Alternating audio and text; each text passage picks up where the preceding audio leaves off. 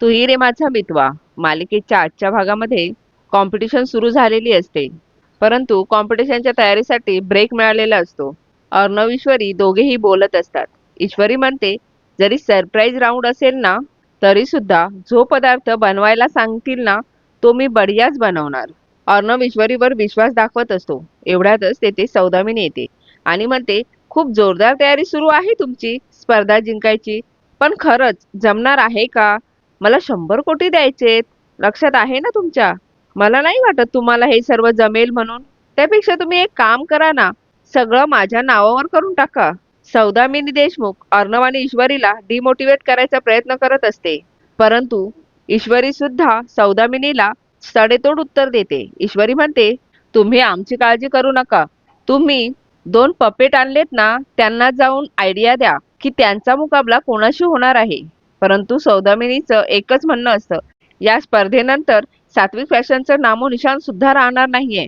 परंतु अर्णव तिला म्हणतो, तुम्ही कितीही प्रयत्न केलात ना तरी सुद्धा हे स्वप्न तुमचं कधीही पूर्ण होणार नाही. ईश्वरी म्हणते, कारण कसं आहे ना, नियत चांगली असेल तर चांगलंच फळ मिळतं आणि वाईट असेल तर वाईट. आणि तुमची नियत कशी आहे ते सांगायची गरज नाहीये. तुम्ही ते वेळोवेळी प्रूव्ह करत असता. काही वेळाने सौदामिनी निघून जाते. ईश्वरी अर्णवला म्हणते, आपल्याला या बाईपासून सावध राहायला पाहिजे, कारण ही बाई कोणत्याही लेवलला जाऊ शकते. पण आपण पूर्ण कोशिश करूयात. दुसरीकडे देवसरेंनी अर्णव ईश्वरीला पासेस दिलेले असतात आणि याचा जाब सौदामिनी देवसरेंना विचारत असते. परंतु देवसरे सौदामिनीला म्हणत असतात, मीडिया समोर असताना अर्णवने पासेस बद्दल विचारलं, त्यामुळे मला पासेस द्यावेच लागले आणि अर्णवची बाजू सुद्धा बरोबर होती. यावर सौदामिनी म्हणते, कोण बरोबर होतं हे सांगायचे पैसे दिले नाहीत मी तुम्हाला. यावर देवसरे म्हणतात, आमच्या सिनियर्सच्या नजरेत येईल असं काही नाही करू शकत मी. त्यांना जर हे कळलं ना तर उद्या खूप प्रॉब्लेम होतील. परंतु सौदामिनी म्हणते, पैसे घेण्यापूर्वी हा विचार करायला हवा होता. सौदामिनी पुढे म्हणते, माझ्या टीमला आणि आकाश टेक्सटाईलला सोपे पदार्थ बनवायला द्यायचे आणि ईश्वरीला असा पदार्थ द्यायचा जो कॉम्पिटिशनसाठी योग्यच नाही, म्हणजे ती कॉम्पिटिशनच्या आपोआप बाहेर पडेल. त्यानंतर देवसरे तेथून निघून जातात. दुसरीकडे कॉम्पिटिशनच्या इथे सर्वजण जमलेले असतात.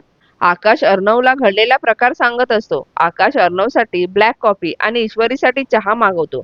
नम्रता इकडे चिडलेली असते आणि म्हणत असते, सगळीकडे जिजू आणि इशूचंच कौतुक होतं. पासेस मिळाले नाहीत म्हणून सर्वांना यांची काळजी वाटते. पावसात अडकले म्हणून यांचं कौतुक वाटतं. नम्रताची खूप चिडचिड होत असते. नम्रता इकडे वल्लरीची वाट बघत असते. परंतु वल्लरीचा नम्रताला कॉल येतो. वल्लरी म्हणते, नम्रता, मी माझ्या कामाला पुण्याला चालली आहे. त्यामुळे मी स्पर्धेमध्ये येऊ शकत नाहीये. परंतु स्पर्धेच्या ऑर्गनायझरशी बोलून तो तुला असा पदार्थ देणार आहे जो तुला सहज करता येईल आणि एक माणूस येईल तो तुला आयड्रॉप्स देईल. ते तू ईश्वरीच्या डोळ्यात घाल, म्हणजे थोड्या वेळासाठी तिला अंधुक दिसेल आणि तुला ही स्पर्धा अगदी सहज जिंकता येईल. हे ऐकून नम्रताला खूप टेन्शन येतं. तिला ईश्वरी बरोबर घालवलेले लहानपणापासूनचे क्षण आठवू लागतात. नम्रता म्हणत असते, नाही नाही, मी हे नाही करू शकत. परंतु थोड्या वेळाने नम्रताला वल्लरीचे शब्द आठवतात. ही स्पर्धा ईश्वरी जिंकली ना तर या घरावर कायमच तिचं राज्य असेल. हे आठवल्यानंतर नम्रता ईश्वरीला सॉरी म्हणते आणि घरात माझी जागा निर्माण करण्यासाठी मला हे करावंच लागेल असं म्हणते.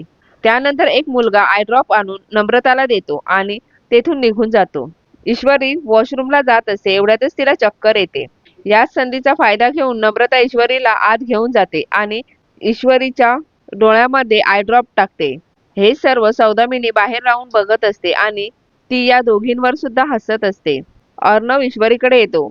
अर्णव ईश्वरीला स्पर्धेसाठीच न्यायला आलेला असतो.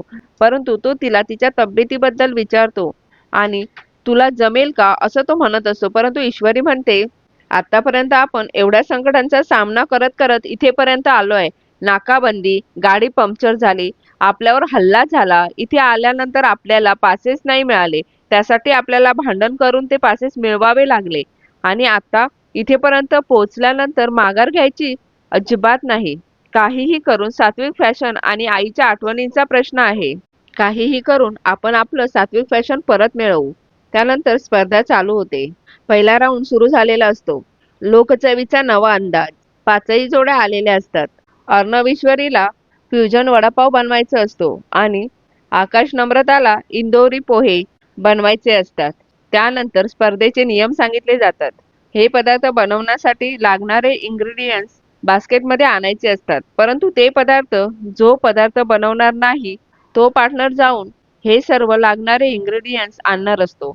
ईश्वरी आणि अर्णव दोघेही डिस्कस करतात आणि त्यानंतर अर्णव ते इंग्रेडियंट्स आणायला जातो. अर्णव सर्व लागणारे पदार्थ बरोबर घेऊन येतो, परंतु तो बेसनचं पीठ न आणता सत्तूचं पीठ घेऊन येतो आणि तेवढ्यातच त्यांचा टाइम सुद्धा ओव्हर झालेला असतो. आणि अर्णवचं म्हणणं असतं की जे पीठ आणलंय त्याच्यामध्येच तू हा फ्युजन वडापाव बनवू शकतेस.